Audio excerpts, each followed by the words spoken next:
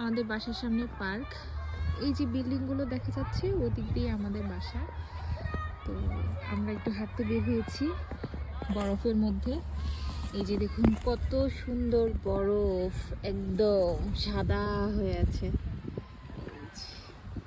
তুলোর মতন একদম। তো বাইরের তাপমাত্রা অনেক কম,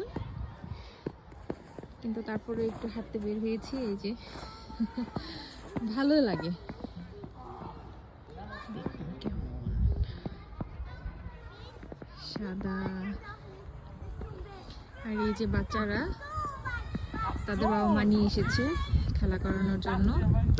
এখানে আসলে বাবা মারা সবসময় তাদের বাচ্চাদেরকে বিকেল টাইমে নিয়ে আসে, সামার হোক বা উইন্টার, সবসময় নিয়ে আসে একটু খেলাধুলা করানোর জন্য, বাসায় রেখে দেয় না। এই যে দেখতে পাচ্ছেন